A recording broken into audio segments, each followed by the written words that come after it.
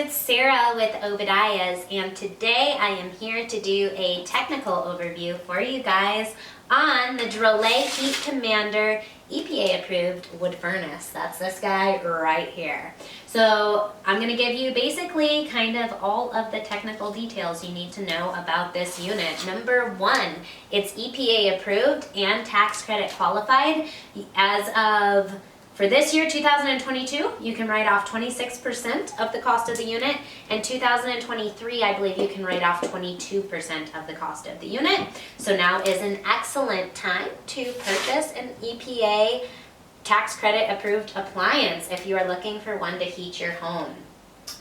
I'm going to show you inside the unit, the construction of the unit, how it's built. Before that, I'm just going to give you some upfront technical details. As far as clearances go, on the left-hand side of the stove, you have a 24-inch clearance off the side of the stove to the wall. From the right-hand side of the stove, you require an 11-inch clearance. The rear blower box needs at minimum 14¼ inches off the rear to get proper airflow for the blower system to run properly. That's also going to be a service point as well for maintenance. So if your service guy is bigger than 14¼ inches, maybe you want to add a little extra space back there. That's something to keep in mind. Top of the unit, this is going to be your heat exchanger clean out. This is going to be your firebox door. Inside, the firebox door is fully gasketed, and we have standard fire bricks located inside the firebox. The top of the firebox does have reburn air tubes as well as a baffle system that sits up there. So you get basically kind of like two reburns. You have the reburn tubes located at the top of the firebox, and then we have our triple reburn vortex system located at the top of the firebox. So that is what's going to make this unit highly efficient. I am pretty impressed with the size of the firebox for the EPA approved wood furnaces, because that's kind of what happens. It's like the more time that goes on with these EPA regulations, it's basically like the fireboxes literally just keep getting smaller and smaller and smaller. And part of that has to do with the ratio in which the EPA approval system is calculated. And it's kind of like a series of checklists, like check, check, check. And one part of it is the size of the firebox in relation to the grams of particulate that's actually coming out the flue stack. And so oftentimes a lot of other manufacturers just kind of reduce the size of the overall firebox to be able to meet these requirements. And I say that I honestly feel that Drolet did a pretty good job with the size of this firebox. I feel like I can still get a decent amount of wood in here. And based on what I'm looking at, I mean, I think I should get a 10 to a 12-hour burn time. So I'm excited to burn it and check it out. Your ash pan is going to be located below the unit. And you do have a nice ash lip to keep anything from rolling out the front of the unit. So I will take you guys up close and show you around the system. Here we have the fully gasketed door, the reburn, triple reburn system here. You can see the top of the unit. This is the electrical here for the blower system. That's going to connect into your green controller switch here. Drolet Heat Commander. You have an access panel here.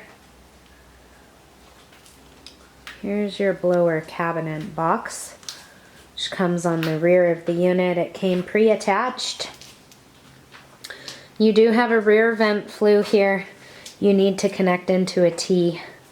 Here's going to be your spec and clearance sheet. This is what's going to tell you it's EPA approved, it's UL listed, everything you need for your insurance.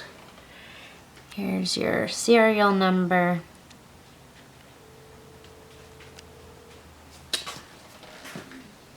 Air filters. Fan plug-in is a standard 110 plug-in.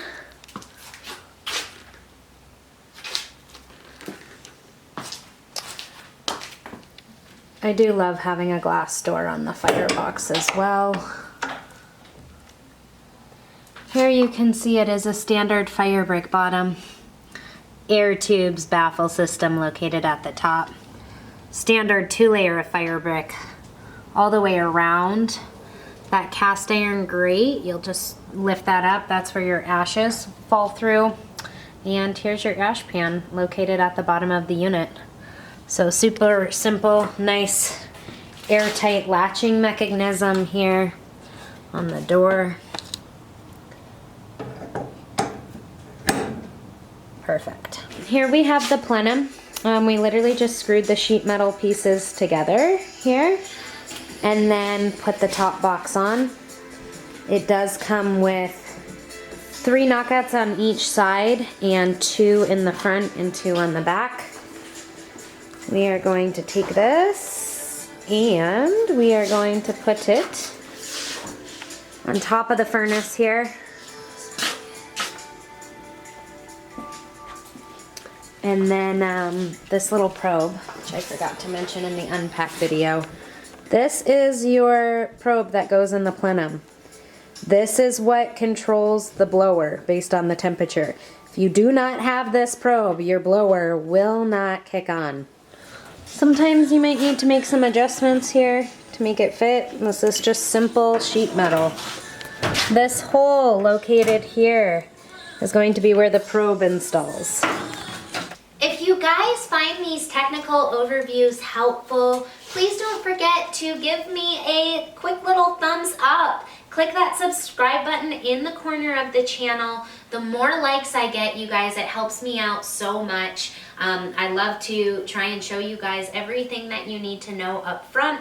I do fully understand that this is a very large purchase. A lot of you guys are trying to prepare and plan, so I do my best to give you as much knowledge and information regarding the system up front as possible. So, if you like these videos, if you enjoy them, please share them with a friend. Don't forget to like them, subscribe to our channel. Thank you guys for watching. God bless. Have a wonderful day.